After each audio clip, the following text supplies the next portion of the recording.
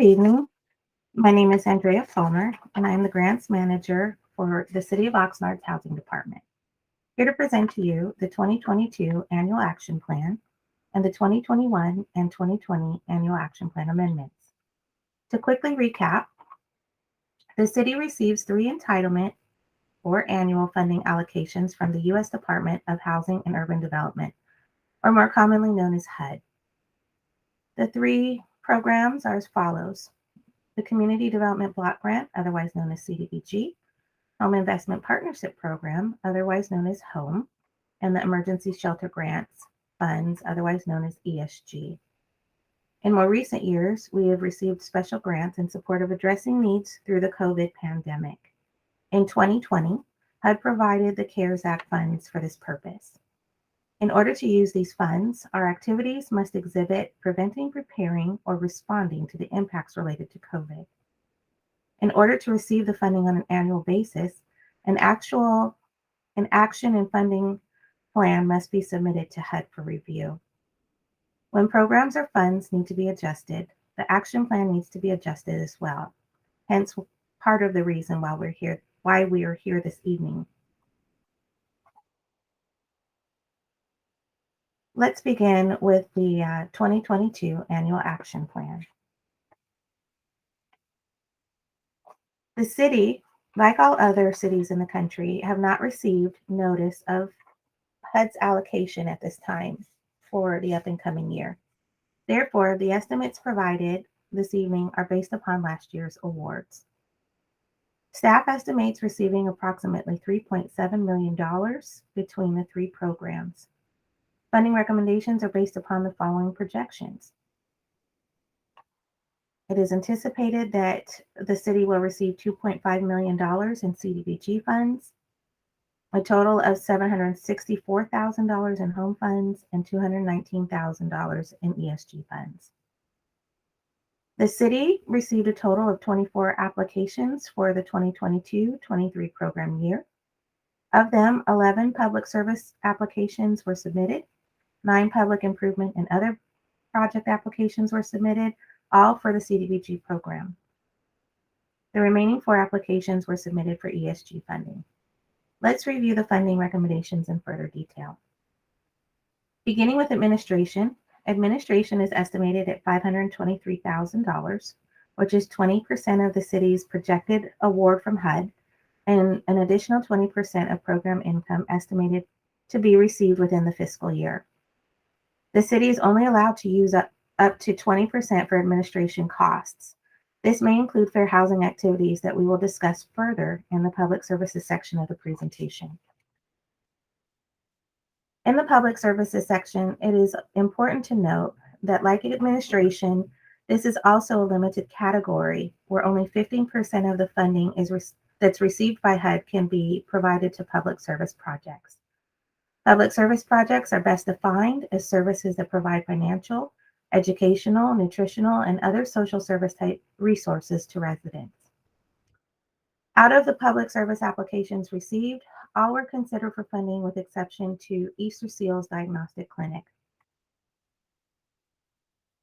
Staff determined that the program, while valuable and needed within the community, was unable to fit many of the priorities established within the CDBG parameters when compared against other applications. Another activity to note is that fair housing is listed as not recommended for public service funds. However, there will be funds appropriated for this service either through administration funding or general funds, as fair housing is a program that is required in order to receive HUD entitlement funds. With all considerations provided, the public services recommendations total $392,000, right up to the 15% cap. The next category is public improvements and other programs. All of the programs were considered for funding. After the submission of the application process, Public Works reached out to the Housing Department to state that they received other funding awards for 2 of the 3 projects they submitted for. They requested that any of the funds that were considered for the 2 projects be considered for the one remaining project that is still without a funding source. Staff was able to determine a funding recommendation of $954,000 for the court reconstruction and resurfacing project that was the last remaining project for Public Works. All of the non-public service and non-administration projects, the funding recommendations totaled $1.7 million, and which is roughly 1/3 of what was requested, and likely close to what we will be receiving in the overall entitlement. We're on target with that budget. Out of all 20 CDBG applications submitted, they totaled $4.4 million. Staff recommended funding at the amount of $2.6 million, which, like I said earlier, is estimated at capacity for the projected funding award from HUD, plus any program income expected to be received. It may be recognized that some of the applications that were regular annual submissions were not submitted this year. For example, code enforcement was notably left off the list.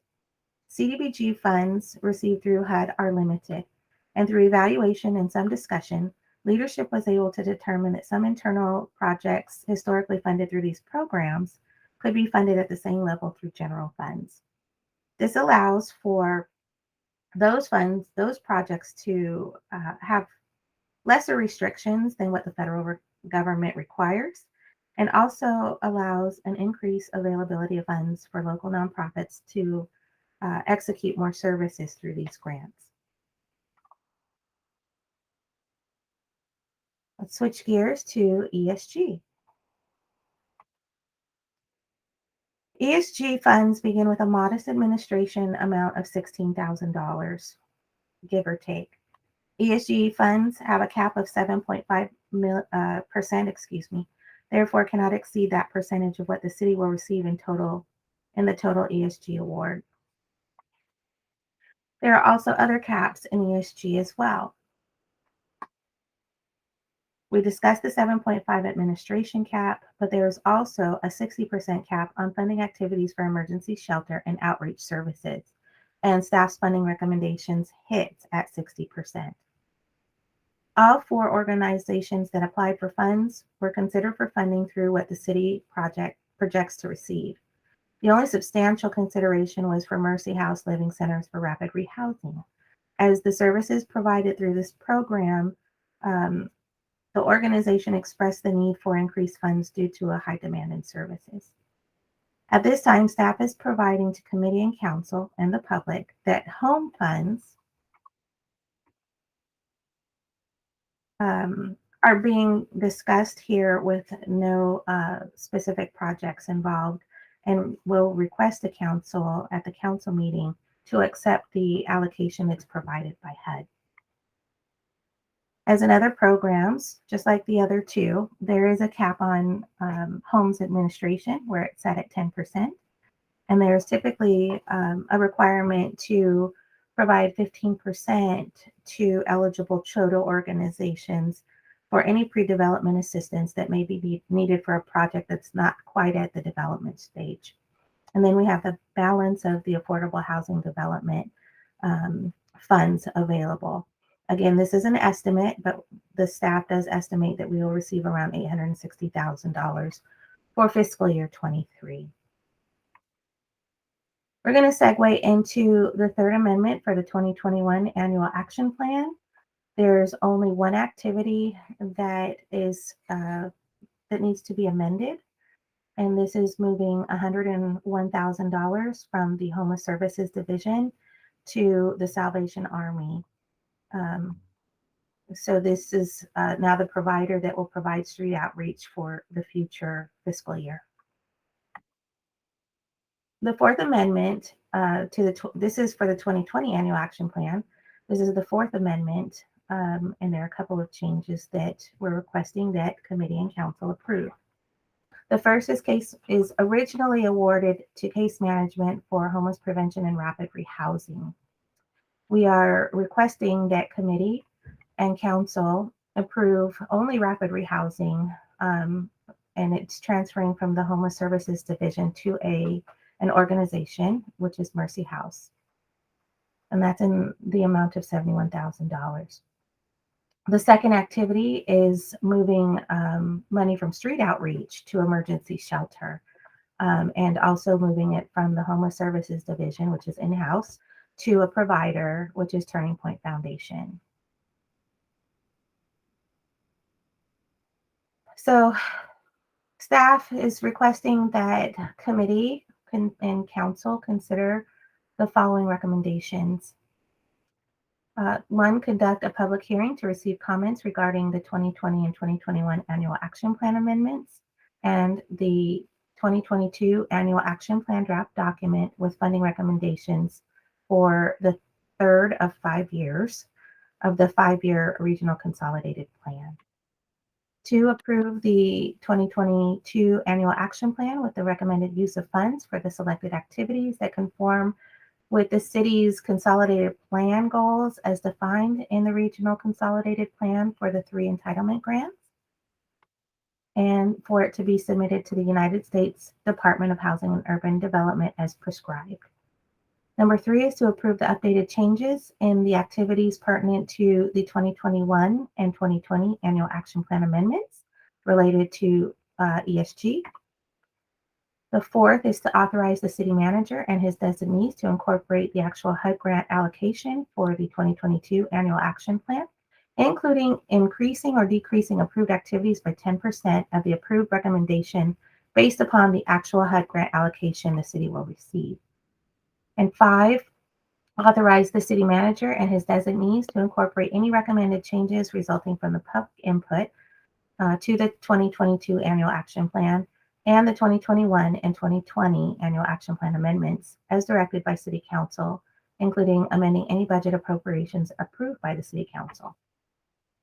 To authorize the city manager and his designees to execute the required applications, certifications, and other pertinent documents for the submission of the 2022 Action Plan and the 2021 and 2020 Plan amendments to the United States Department of Housing and Urban Development, and to authorize the city manager and his designees to execute HUD agreements and sign all agreements for the implementation of the Annual Action Plan, including subrecipient, interdepartmental, and intra-departmental agreements. And that concludes our presentation. The staff is available for any questions that anyone may have. Thank you.